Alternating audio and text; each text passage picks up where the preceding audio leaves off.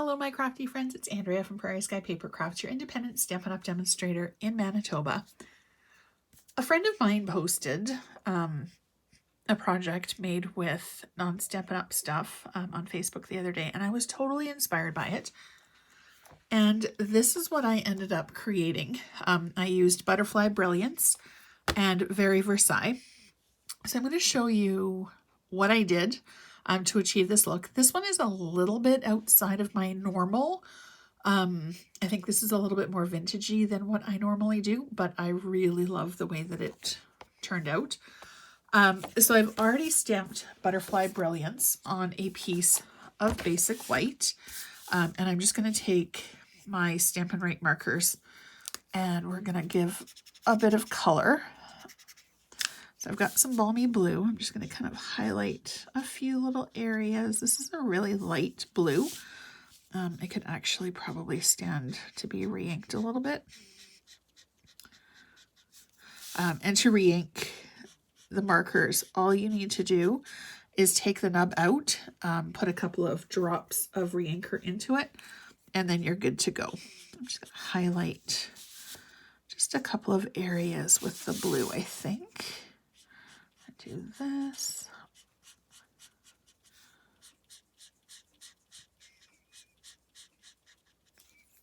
Probably go back and highlight a couple more. My second color that I'm going to be using is the Pacific Point, which is a really bright, vibrant, pretty blue. Looks like the ocean. And I'm just doing it light little strokes because I don't want to go over the black too much. And I will go over, or not the black, I stamped this in basic gray. Yeah. I'm going to go over it with probably Wink of Stella just to give it a little bit more shimmer and shine. And that'll also help blend out the colors a bit.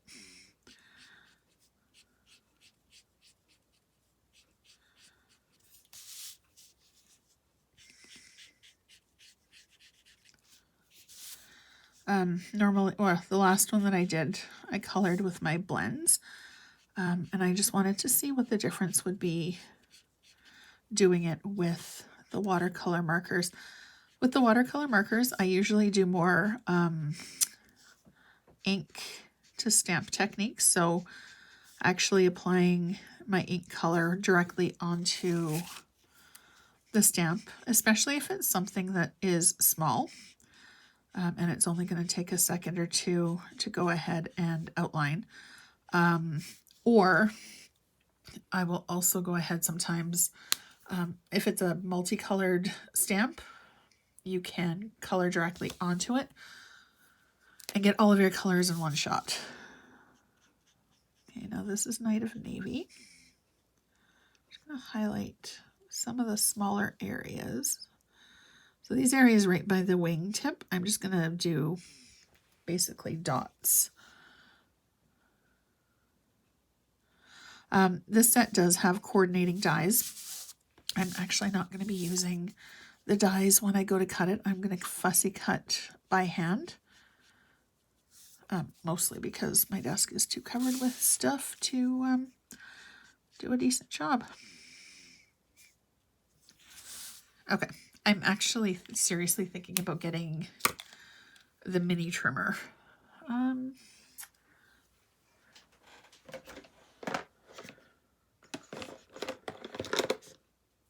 Basic gray. I'm just looking for a color that I can, you know what, I think Smoky Slate is light enough that I should be able to give, yeah, there we go. Just a quick little bit of definition to the body. And then, oops, wrong end.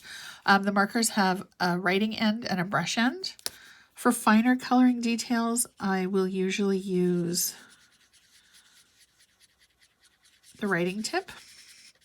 I'm just going to kind of go over and fill in everything with just a little light coat of the blue.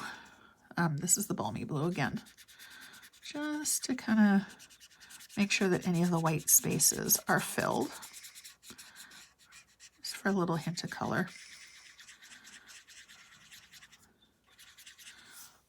Oops, missed this part here. All right.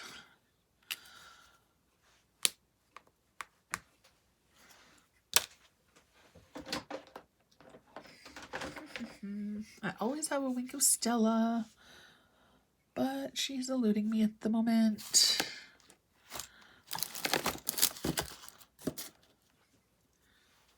All right, not a big deal.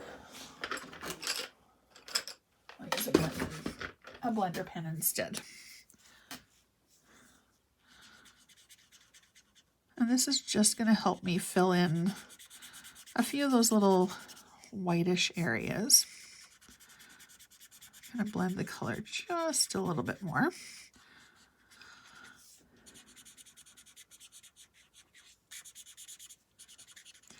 With the markers, the Stampin' Write markers, I like to lay them flat so that one end doesn't get more saturated than the other. The same can be said with the blender pens, although I do typically stand it up on one end. It's a double-ended one, but for some reason I usually gravitate to using just one end. All right, now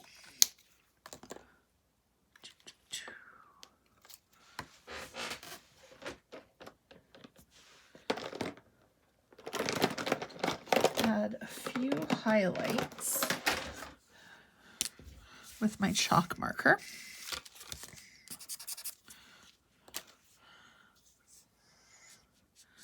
Just to kind of give it a little bit of interest and dimension.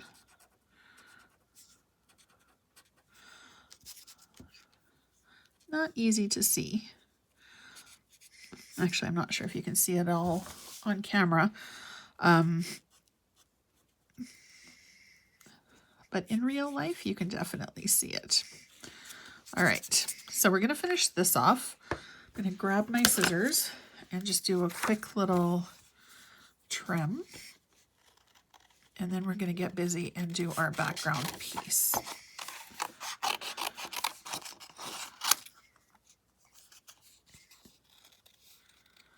And the scrap bit I will keep in my scrap stash to use as a tag or a layer, or if I need to stamp something small again in the future.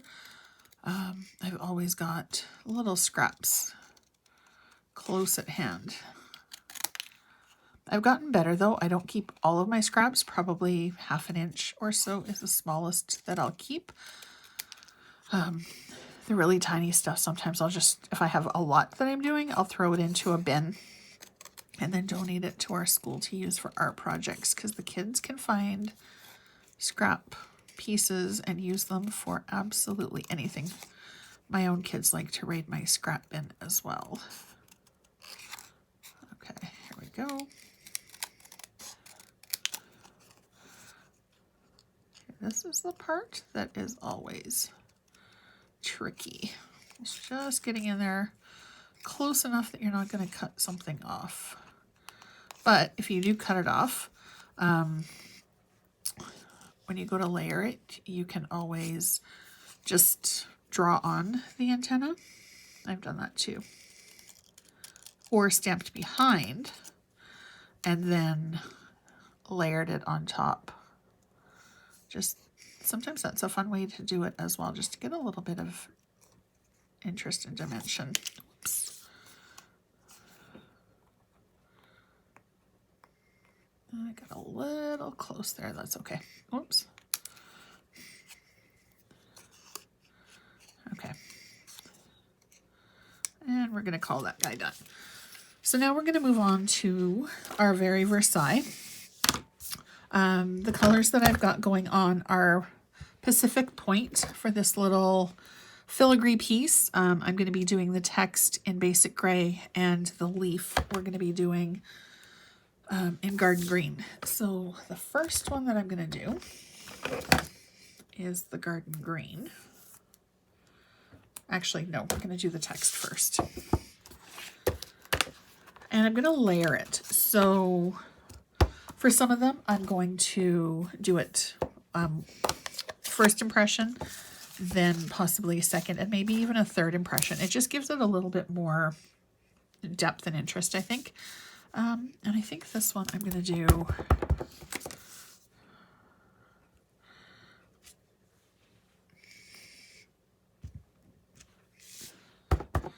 vertically. Actually, I'm going to do it sort of whichever way. Okay, I think that's good. Actually, maybe just one more. There we go.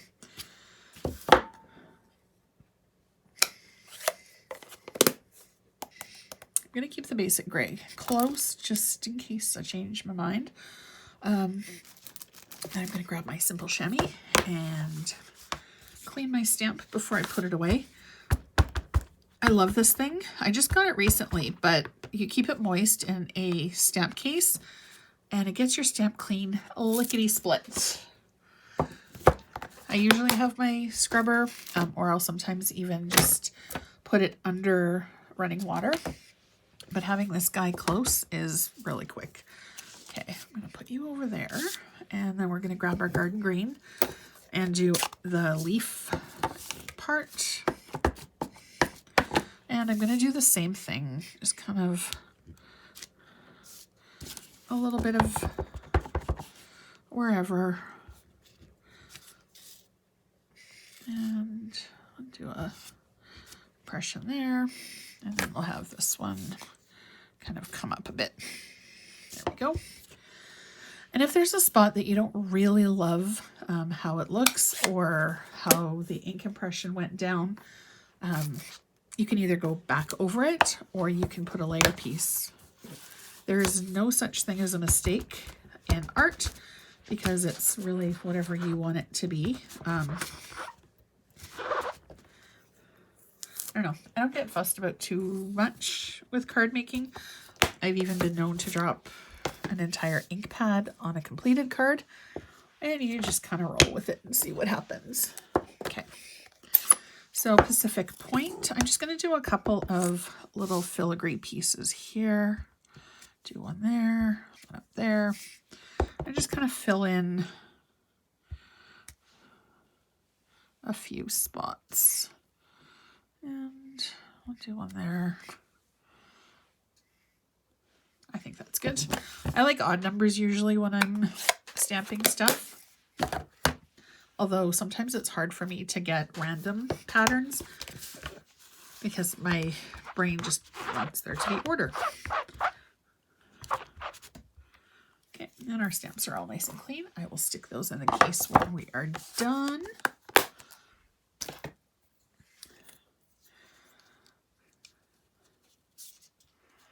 Okay, I think this guy could stand a little bit of something behind him.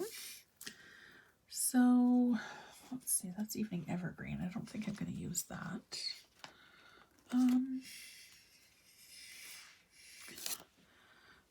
That might work. Maybe not.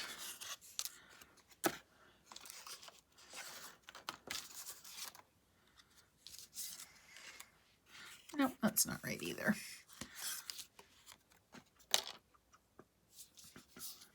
Actually, oh, I know what we'll do.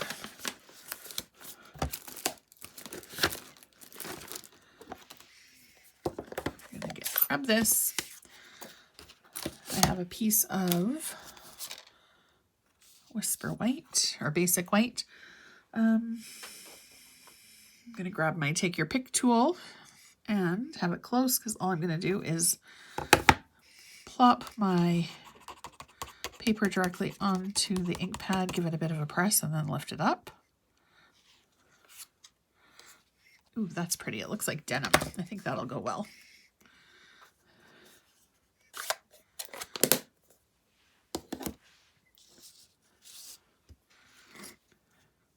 Yeah, I kind of like the way that looks, actually. Get some of the excess ink off.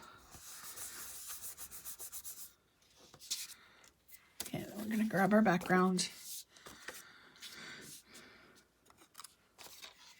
I have a few extra pieces from a class card prep. Yeah, no, we're just going to do the blue, I think. Oh yeah, I like that.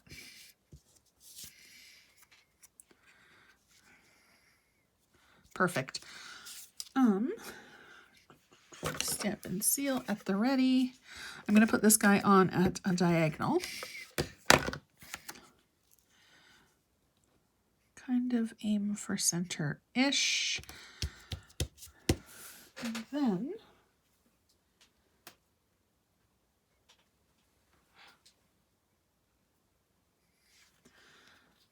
dimensionals. I swear, one of these days, I'm going to have absolutely everything prepped and ready to go. So I am not playing find the whatever.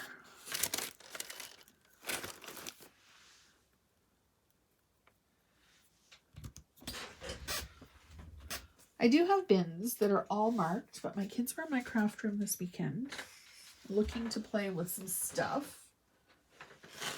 And now things have gone AWOL, which is fine. That's all right. We will just do a flat lay for this guy. I don't know. I love letting my kids in my craft room, and I love letting them explore and create. But when they forget to return stuff to where it belongs, it makes me a little crazy. Actually, no, that needs something behind it. Yep. This is a piece of New Horizons.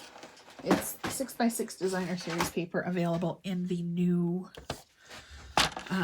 or the January to June mini catalog. So this is 2 inches. I'm going to cut a 2-inch square of this as well.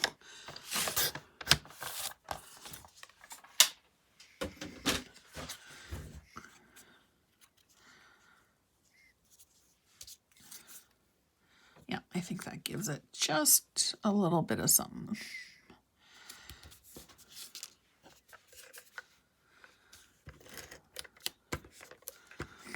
So there you go. We've combined a couple of stamp sets, a couple of ink colors. We've done some coloring. We did some stamping. We created our own designer series paper. And then we added just a tiny bit of additional color in for a bit of pop. I'll put the sentiment on the inside of this card. I think this will probably be either a Mother's Day card or a birthday card. We'll see. Not sure which way it's going to go yet. But let me know what you think. The information for the card is linked down below. And also, please feel free to pop over to my Prairie Sky Paper Crafters VIP group. We have all kinds of fun over there. We do different things. I have a couple of exclusive lives over there each week and some projects that I don't share on my public page. But thank you so much for joining me. I hope you have a fantastic rest of your day, and I'll see you again really soon.